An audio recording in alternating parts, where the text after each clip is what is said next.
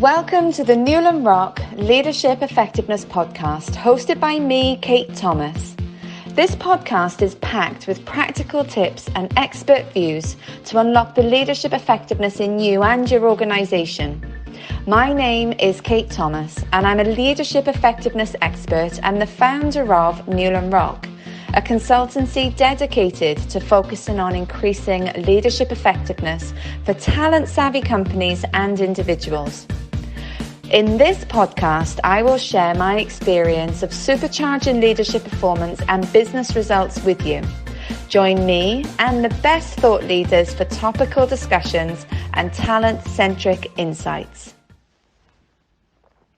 In this episode, I will be talking with Mark Quinn, a global leader in the field of corporate reward strategy. We're looking at what organisations should be doing to retain their top talent during the Great Resignation. He says pay is not the answer. Organisations need to be swift and radical to drive a more emotional attachment.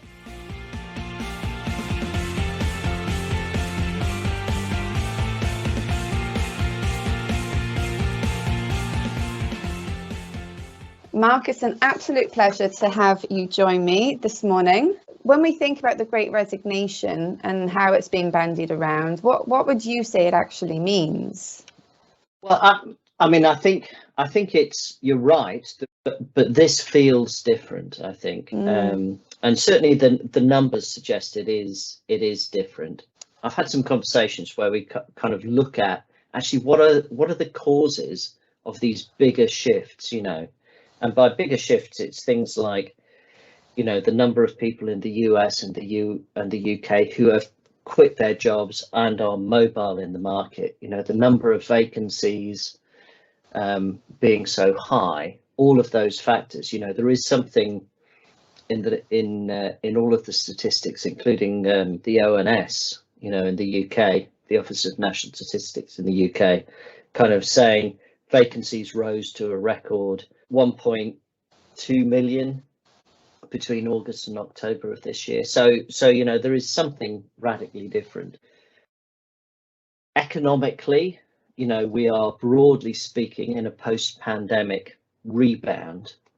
So there is, businesses up and opportunities for people are up in organizations, including things like retail and hospitality, when obviously there were real major restrictions when there were lockdowns going on. So that increases vacancies. There are workforce supply constraints. It's not just the question of Brexit restricting the workforce in the UK, for example. There are restrictions on labour movement because of the pandemic. And in any case, there is still that generational shift that was going on beforehand, where we don't have in the economy, and that's right across the Western world, we don't have the skill sets that meet the future needs of businesses and of countries. So there's that big generational shift going on anyway. And then on the more personal, there's this question around remote working, which has been so widespread during the pandemic. People are becoming detached from their workplaces, from their colleagues. And when you think of those social aspects of work as big binders into organizations, if you loosen that binding, then people will have a little bit more of a question about actually, what am I doing here? You don't have the same hook that you would have when you're walking around the shop floor, in the office, seeing familiar faces. You can become quite isolated working from home. Equally, the other flip side of working from home is that you were away from maybe an environment that wasn't right for you. You weren't aware that it wasn't right for you until you actually came away from it. And so even being in your own world makes you go, I'd like a bit more of what I'm experiencing now. So it's definitely giving us the space to reflect in a different way. You mentioned social media earlier on. And I think it's a really interesting factor, because you know, hashtag Great Resignation, right? Sure. It is echoed across all of the social media platforms. I'm told on TikTok. I'll take your word for it, Mark. Yeah, you and me both. But across all of those social media platforms, stories, you know, about you can make a leap, you can make a change, you know. So there's a reinforcement for change from social media, which I think, you know, in terms of big shifts in the economy, you know, I don't think social media is far more mature now than it was even kind of 5-10 years ago. For sure. So you see in this hashtag Great Resignation, Yeah. you're sitting at your desk and you're going, oh, what's that about? Maybe first of all. And then secondly, you go, oh, well, if there's a bit of a movement going on here, maybe I should explore that movement. What's that mean for me? Absolutely. If she can, so can I. There's also a question of what's happened over the last 2 years. If you think about people in progressive careers, all of that's been suppressed, and this is far more your space than mine, right? But to me, you can see people haven't had promotions, people haven't had formalized learning and training experiences in the same way. You know, they've been very different in nature. So all of that kind of stuff has become kind of super suppressed. And then on top of that, in organizations, let's say your firm has reduced headcount, but actually the work hasn't gone away.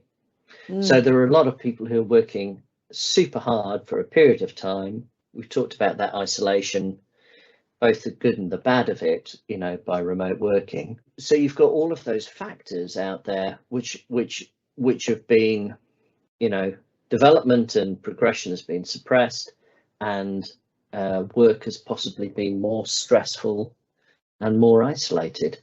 So that is going to really soften your ties, your sense of loyalty to an organization, if you feel like, you know, they're profiteering on the back of you. And just on that, in terms of the organization, are you experiencing or hearing and observing companies doing better than others, or sectors that are faring better than others at the moment? So are we pretty much saying, given what you've just said, be aware, all companies are going to fall into having to do something over the next few months? Anecdotally, what you've heard about companies who are being less stressed by the kind of Great Resignation, those organizations are the ones that have perhaps made real efforts during lockdowns, during remote working, to be supportive of their staff, to create environments where people can focus on their own mental health, and have maybe been more slower to react, you know, in terms of restructuring workforces. Yeah. I suppose if I think about turnover strategies, you know, so you think about the fact that organizations always need some movement. You know, we need to bring fresh blood in because we want fresh perspective, fresh eyes, fresh ideas. So there's one part of movement that generates possibility. Yeah. But what we don't want when we're looking at it through the organization's eyes is that their high potential top talent have felt so stretched over the last 18 months that they are the first to start looking and start positioning themselves for other things.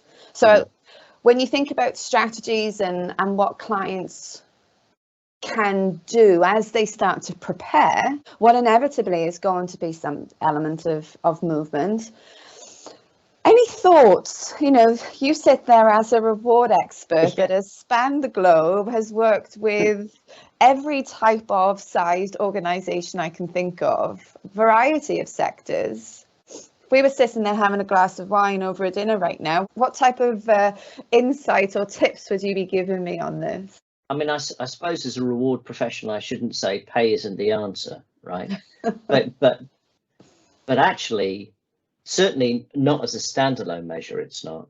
But if you think about your high potentials, right, absolutely, you want to make sure that from a base pay perspective, you know, they are well protected against the marketplace. I always like to think that pay is elastic, particularly base pay. I don't think anybody ever feels their pay is right, you know. Hands up who feels here that they're underpaid, right? You know, universally everybody will. So I don't think there's ever a question that pay is right. It's really the degree to which it's not wrong. And the elasticity, you know, how far away from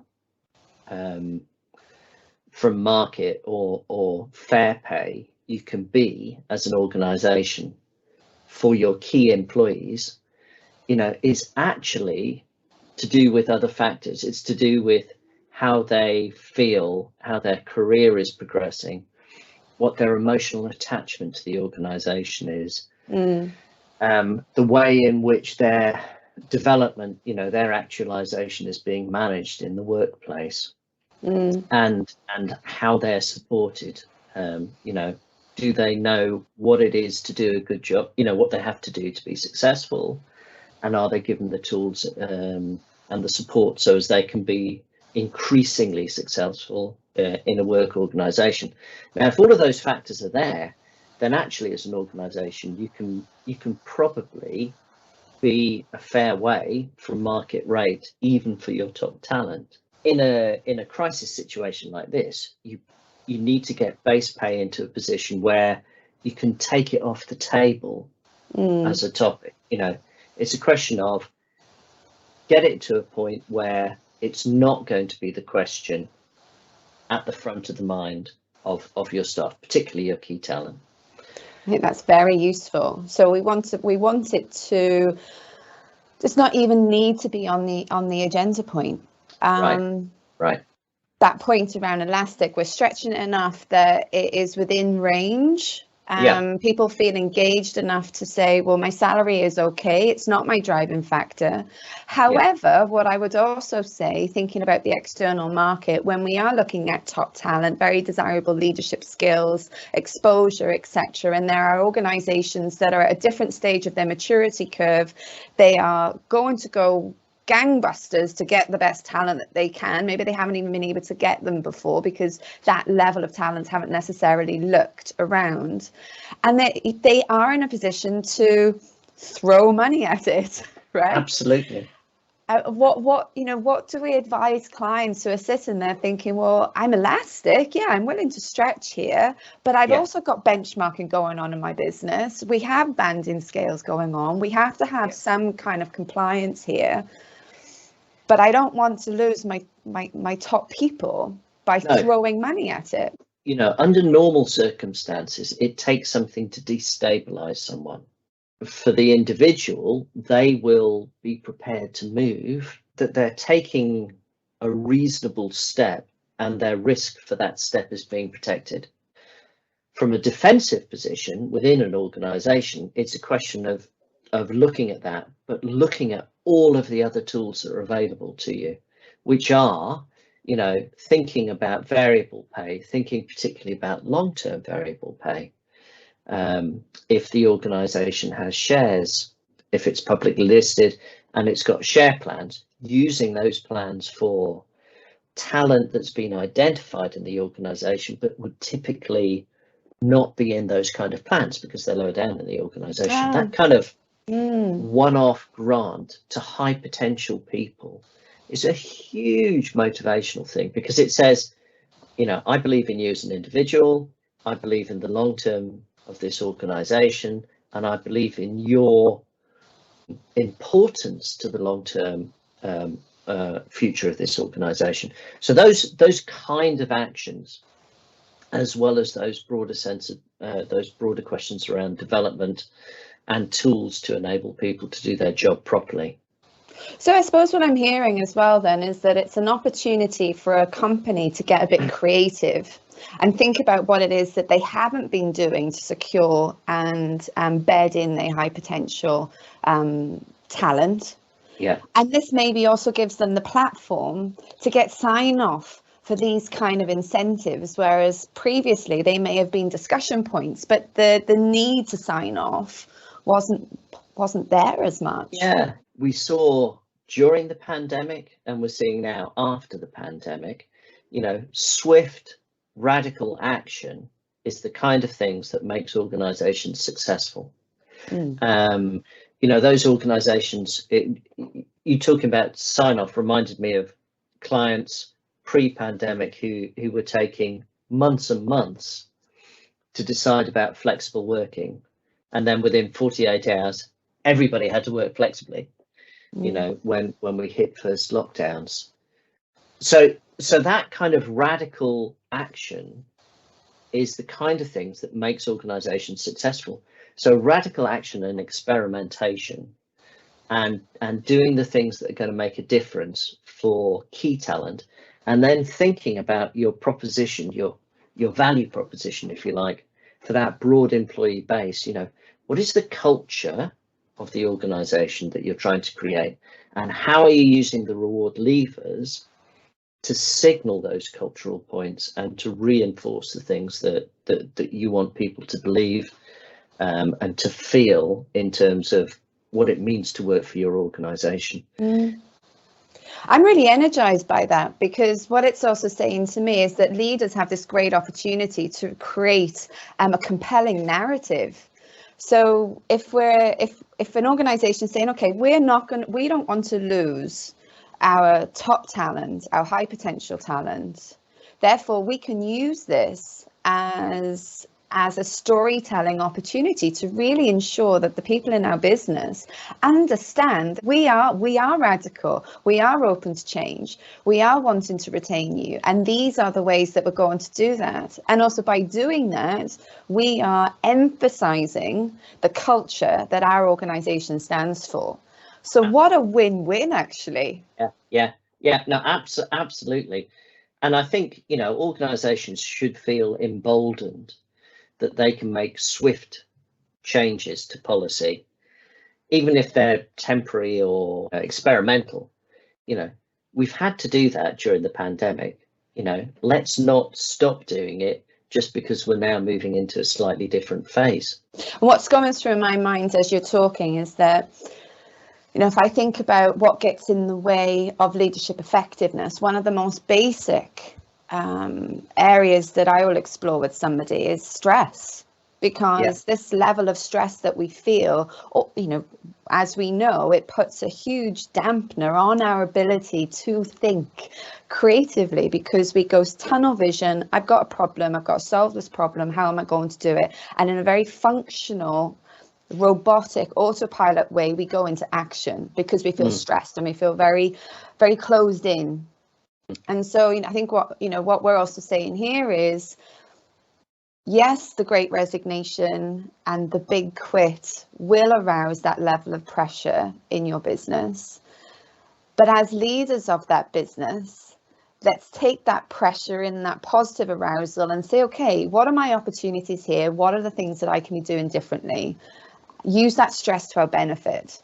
And come Absolutely. at it continue to come at things with a fresh creative lens, because that is what's really going to attract your top talents, because they want to work with businesses that are willing to be creative, nimble, and a bit opportunistic. Culture in the way in which people are rewarded is absolutely critical. And even if it's not something that you're doing deliberately, people will take that message. They will take a message from the way in which individuals in that organization are rewarded. The prescription here is, number one, take base pay off the table, particularly for key talent. In other words, identify what needs to be done, get it done, but don't assume that fixes anything long term. Number two, your high potentials, be creative, be experimental from a pay perspective, and find the things that are going to give them that strong cultural message that we talked about. And number three, think about your broader proposition for all employees, and what are the things that you can do to really create that message of, we're an organization that faces into the wind, and takes the best from the opportunities that and the pressures that are put upon us. 3 fantastic tips. Good stuff. We've nailed it, Mark. We have got the solution. Job done. It's so much easier saying it than doing it, right? Of course, because as we know, every organization has something different going on, and whilst they're dealing with this great resignation, they're also dealing with an awful lot of other stuff. So, their growth, the acquisitions that they might be making, what the strategic objectives are, all of these things are all still running in the background. Hopefully we've given some food for thought, at least, for every client who's going to probably walk into the new year with talent, considering what else could be there for them. Bonuses will be paid, and then what next tends to be just a natural thought that comes into a lot of people's minds.